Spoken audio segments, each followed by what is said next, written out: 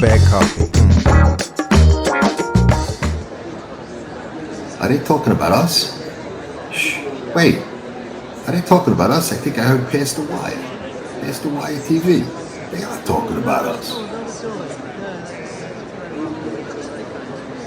Often imitated, never duplicated. We are everywhere. Seriously? If you're betting horses and not watching these shows, you gotta be freaking crazy. Capiche?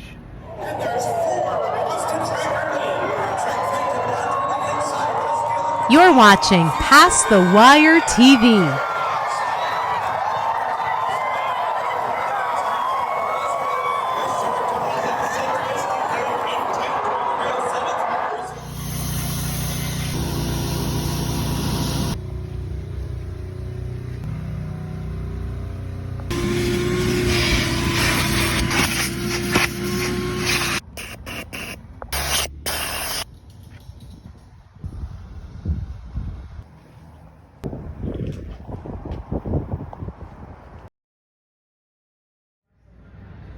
Knowledge. It isn't free. You gotta pay attention. And ladies and gentlemen, we direct your attention to the winner's circle for a very special presentation. Representatives from Handicapping for Horses, along with professional handicapper Jonathan Stetton, are proud to support the work of the Thoroughbred Aftercare Alliance and Old Friends. Accepting the check for the inaugural Handicapping for Horses event this past summer at Saratoga are representatives from the Thoroughbred Aftercare Alliance and Old Friends. Gulfstream Park welcomes Michael Blowen, Jonathan Stetton, Kelly Scobie, Jim Rhodes here this afternoon. Since 2012, the TAA has awarded more than $17.2 million to accredited organizations. Handicapping for Horses looks to make their Saratoga Springs event larger and raise money for Thoroughbreds Aftercare year after year. Once again, thank you to Handicapping for Horses, Jonathan Stetton, and welcome to Old Friends and our friends at the TAA. The Rainbow Six and race number 5 up next.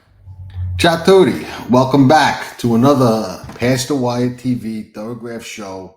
And it's really true. If you're not watching these Thorograph shows and everything on Past the Wire TV, you got to be crazy. The Thorograph shows, we've been spot on. I think we beat, what is it? 4 out of maybe 4 or 5 odds-on favorites. The only one we couldn't get past was Sovereignty, who we said just had to take a misstep to lose, and it looked like he was really coming to his best race. Didn't have to run it and still had plenty of gas in the tank. But had Junior turned him loose, he probably would have run his best race if he didn't get his best number to date anyway. But we beat a bunch of odds-on favorites. And in recapping, we beat odds-on favorites that a lot of people liked, obviously, but we also beat odds-on favorites that a lot of people that read Thorograph liked. So what does that tell you? It tells you they're not reading the numbers and patterns correctly. We here have been fortunate. We've got our eye on the ball, and we've been hitting it out of the park. So, if you're looking for an ace, you're definitely in the right place, because we said we were going to take these Thorograph shows to a new level, and we've done that. Last week, we did the test. We said favorite, what was it, Echo Sound? I think that was her name. Vulnerable, looked like a classic bounce candidate, and she went the same way all those other favorites we bet against. And we didn't have one favorite beat us. We bet against every single one of them since we've been doing these shows, like we said, taking it to a new level, and we beat every single one. We didn't try and beat Sovereignty because we knew that it just wasn't very likely to happen. So on target, Kilwin, what did we say? You can go back and look. I'm not going to put the clip up. It's right there for you to see. Kilwin was improving, was fast enough to win. With a little improvement, was going to be dangerous. And Kilwin got the job done. And it was a nice price at that. So Thorograph, great tool. And we're just attacking these numbers and these patterns the right way. I did hear through the grapevine that Jeff Franklin at Thorograph, who is an ace with this stuff as well, kind of sort of test the same way I did, and saw, you know, the favorite filly as a bounce candidate, and Kilwin as a filly to have to deal with in the race. So when two guys that use the same tool consistently and with success over time come up with the same opinion, we you know, odds are we're doing something right. Now, I got to apologize to all of you. I wanted to do a Del Mar race this week. We've been just doing too much Saratoga. So I don't know what happened to my computer. I had my formulator up and looked at the PPs, deciding which race we were going to make the Thorograph Past the Wire race of the week, so all of you can get the free Thorograph for that race, which you still can get it for this race, the Sword Dancer we're going to do. But I saw Thursday, Friday PPs. I didn't see nothing for Saturday. One up. So I had to make a decision. I didn't have the entries or anything, and I said, I'm not going to wait for Del Mar. Let's go with it now. I regret it. I wish we did, but we'll definitely do the Pacific Classic or some other race. And the good thing about doing the Sword Dancer, it's going to give us a chance to look at the numbers and patterns for some horses that have ran a lot more than some of the races. Obviously, the test was for 3-year-olds. The Jim Dandy was for 3-year-olds. Here you got a lot of older horses, a lot more numbers to decipher and go through. We're not going to go through you know, the lifetime ones like we do with the younger horses, but we'll go through enough to get a good read, and we'll look back at some key things that I think are important to kind of isolate. And I do this when I have races in fields like this, and we'll see who we think is fast enough, not fast enough, is going forward, going backwards, looking to bounce, looking to this, looking to that. We'll you know, try and, you know, stay spot on, which we have been. So remember,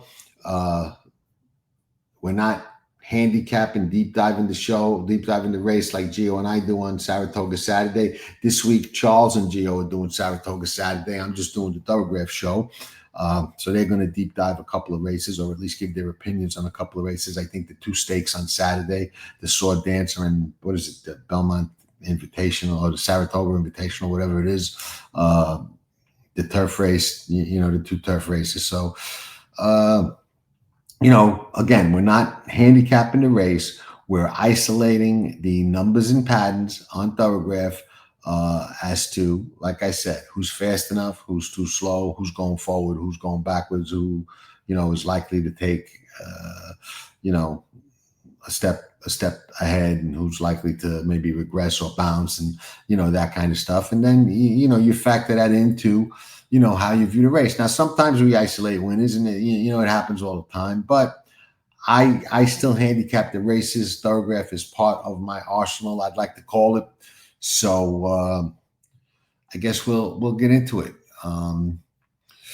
Bigger field than we've had in some of these races. Not a huge field, but, you know, bigger than we've had in some of them. It's a, you know, route on the turf up at Saratoga. Sword Dancer, Grade 1. You got Godolphin coming in with 2 horses. One a little bit more accomplished and well-known than the other, but we'll see what happens. First, we'll start with El Cordobas. This year, what do we got? We got a lot of races in, at least a couple in Maidan, a couple in England, and now coming over here. 7 3/4, 6. What is it? 4 1/4, 4 1/2, 7 3/4, 3 1/2. Kind of a little bit of a zigzag-z kind of pattern. Not really wild about that. Does look like he is going in the right way, but, you know, he's coming off his best number yet. 3 1/4 is his best number career-wise, I'm going to say, because he doesn't have a faster number than that anywhere. So that's his best race ever, and I might be a little concerned that he could regress off that number. He did go from a 7 to a 3. 7 and 3/4 to 3 1/4. That's a nice jump forward. Now coming across the pond, looks to me more like a regression type of pattern than another forward race. Now the horse is getting better and improving, so I could be wrong, but I see it as more likely to regress. So he's probably not one that I would use. Rebel Red this year, what do we got? We got 6, 5. We got that did not finish. That was ugly. 3 1/2, 5. And what I like to do is go back when you have a horse that has a lot of starts like this and see, well, what's his best lifetime number? And I'll usually make a note of that and circle it on my sheet or on my formulator.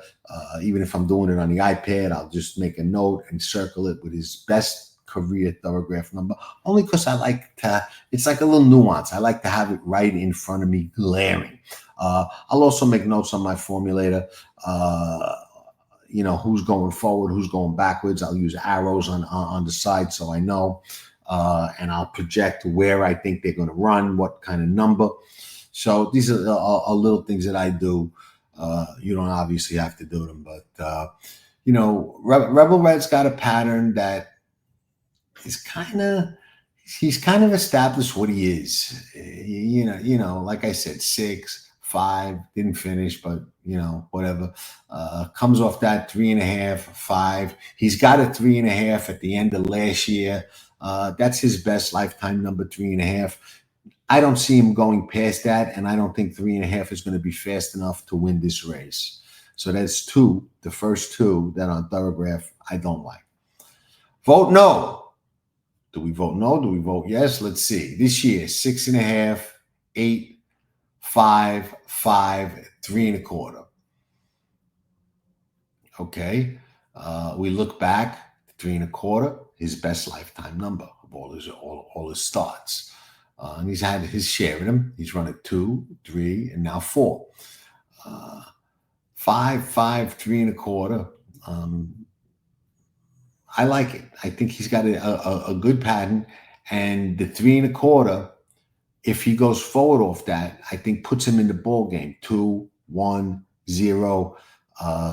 Those are all numbers I think, depending on what happens, are fast enough to win this race. I don't think a 3, 3 1/4 is fast enough, but I think a 2 or a 1 or a 0 is fast enough. And if he does go forward again, he can certainly get into that range. Padiddle. What do we know about Padiddle? All right, Padiddle. 11 3/4, 9 3/4, 7 3/4, 6 1/4, 11 1/2, 7 this year, running back quick. Best lifetime number, fastest race in his career is that 7. So the 6 1/4. So he doesn't really look like he's got a forward moving pattern. He's got a kind of leveling off pattern, in my opinion. I think his fastest races are what we've seen, 6 or 7. I think he can possibly duplicate that, but that's not nearly fast enough to win, as we've already seen. Nation's Pride. Probable favorite, him or Farbridge, I guess. Let's look what Nation's Pride did this year. Gulfstream, he started out 5 1/2. Then he runs a 2 3/4 in Maidan at Dubai, comes back with a 5, so he regresses off the good number. And we look back and we see when he's at his best, he's fast. He's got 1 1/2, 1 3/4, couple of times, 1 1/2. The 1 1/2 is his fastest race. And he certainly looks like, fresh and coming to this country where he's run well before, eligible to get close to that. He's already run a 2 3/4 this year. Buick rides him over the other Godolphin horse. Fresh. Looks to me like he's got a pattern that he's going to run back to one of his better races. And that puts him square in the game. So Nation's Pride, major player. Can hang on, vote no, be fast enough to get to him? Probably not if Nation Pride runs his best race and equals his best number at 1 1/2. Maybe vote no, but he'll have to really go forward. Farbridge. Most of us have seen Farbridge run quite a bit. 5.5, 3.5, 3.25, 2.5. We look back, and Farbridge is coming off almost his best race. He does have a 2 last year at Aqueduct, but Farbridge has got a great pattern. 5.5, 3.5, 3.25, 2.5. He's got that gradual moving forward that we like. And there's nothing that stops an older horse from having a monster year where they continue to just move forward a little bit, a little bit, a little bit. That gradual climbing the ladder is much better than the big jumps. We've talked about that. Those big jumps a lot of times lead to big falls and big regressions. The slow, gradual climbing is what I love. And Farbridge has got a great slow climbing up the ladder kind of pattern that, you know, I love. So we look and we see he's got that 2 last year. He's coming off a 2.5.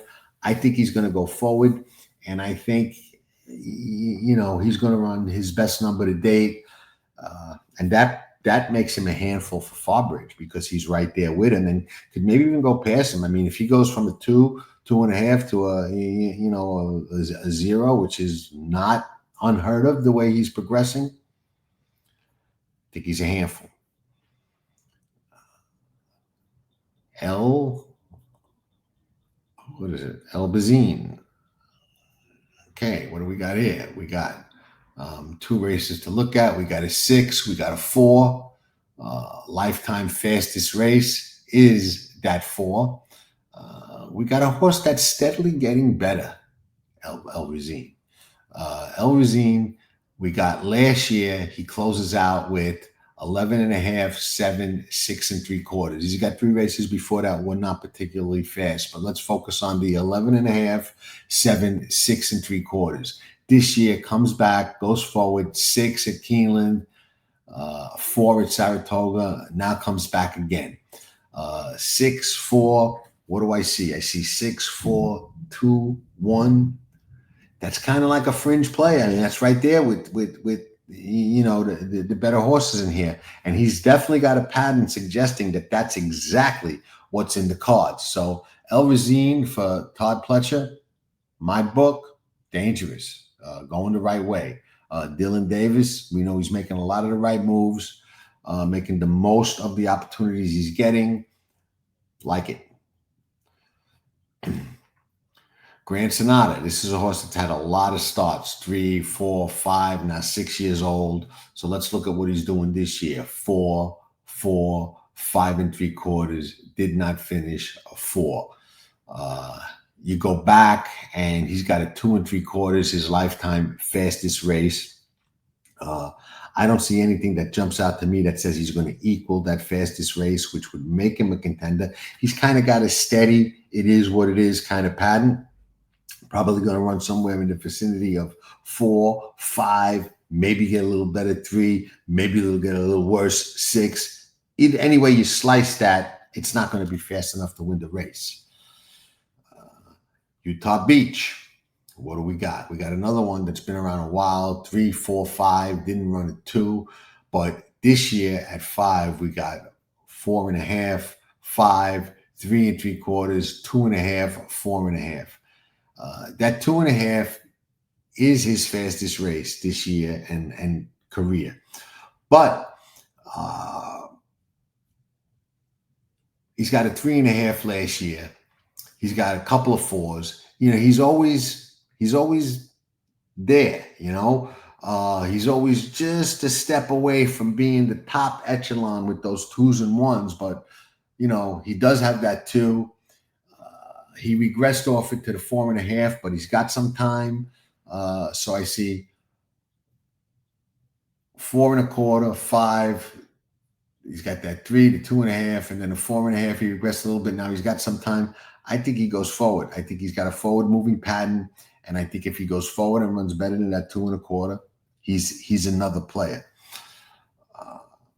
Is he the last one in here? Yes, he is. So to recap, Utah Beach definitely can win going forward on Thorograph.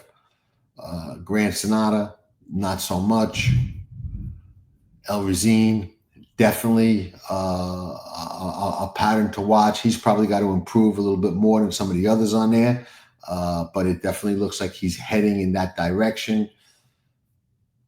Farbridge, excellent.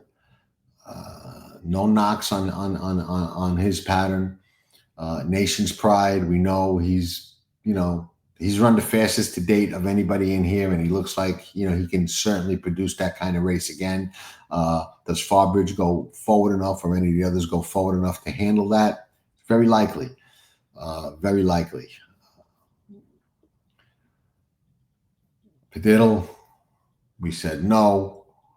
Vote no. I thought it was interesting and can possibly, on the numbers, get into contention here if I'm reading the numbers correctly. And he goes forward again. He's got that 5, and the 3 1/4. So running back a little quick. There's class issues and other things to consider. So, he might be the least likely of the ones we discussed, but it is Rebel Red. I said, I didn't think. And El Cordobes, we also said, I said, I didn't think so. So we've eliminated some, we've pinpointed some others. We still have to handicap, the 2 favorites in here, Nation's Pride and Farbridge. We can't knock them. We can't say, we knocked 5 out of 6 favorites. It's not going to happen every week. It didn't happen with Sovereignty, and it ain't happening here. Both of those horses are going to be tough. Either one of them can win, and one of them is likely to win. That just is what it is. But we did identify some horses that can give them a tussle, that can possibly get past them, and certainly can get into the number with them and run second or third. And those were, again, Vote No, El Razine, and Utah Beach, and there you have it. So you look at that with your handicapping and see what your decision on this race is going to be. So thank you, everybody, for tuning in. If you enjoy these shows, please hit the like button. Let us know in the comments. Any races you want to do. I know a couple of people asked for the Whitney last week. We did the test. I'm going to try and do more than 1 race a week, at least some of the weeks. But any races that you really, really want me to do, let me know. Remember, you can get the free Thorographs for the Past the Wire Race of the Week. Just follow the links to Thorograph on Past the Wire. It'll take you to a page where there's a box, or go to Thorograph. You'll find a little box, Past the Wire Race of the Week. You hit it. It'll tell you enter your email, and you'll get a file to download sent right to your email, which will have the sheets for that race. So you can have them, go back and look at them, use them, and even watch the show looking at them. And the show was announced beforehand, 2-3 days before. So you could have them when you watch these videos and have them in front of you and see what I'm seeing, and, make notes and maybe, get a lot out of this, because we're really trying to take this to the next level. And the success, like I said, if you ain't watching and you ain't paying attention, you must be crazy. So with that, enjoy the races this weekend. A lot of action at Saratoga, a lot of action at Del Mar. Stay in the fight, bet smart, be a better. And ciao for now. We'll be back next week. And they're off in the Kentucky Derby. You're watching Past the Wire TV, the biggest races at the best tracks. From the Kentucky Derby to the Breeders' Cup. The best horse racing coverage is right here on Past the Wire TV.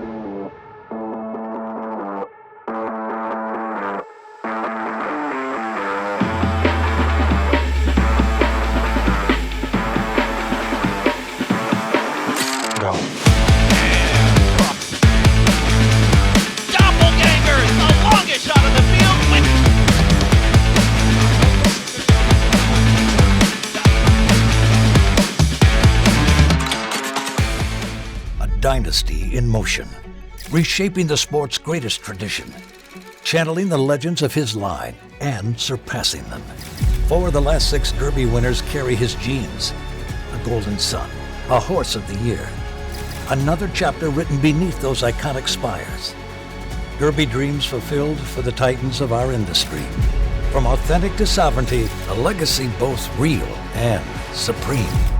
Into mischief. Hi everybody, Dan Oman here with some exciting news. DRF Formulator, the gold standard in past performance information, is now free, exclusively on DRF Bets. Join DRF Bets with the promo code WINNING, get a $250 first deposit match bonus, a $10 free bet, and free Formulator already uploaded to your account. Access Formulator's premium features, including sortable trainer stats, race replays, personalized trip notes, and lots more. Free Formulator, exclusively on DRF Bets.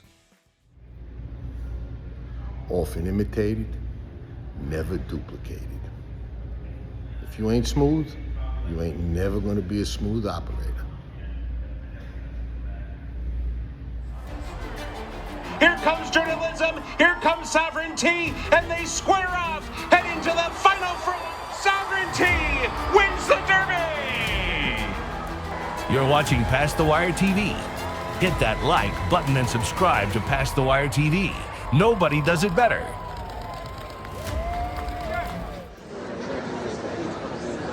Are they talking about us? Shh. Wait. Are they talking about us? I think I heard Past the Wire. Past the Wire TV. They are talking about us. Often imitated, never duplicated. We are everywhere.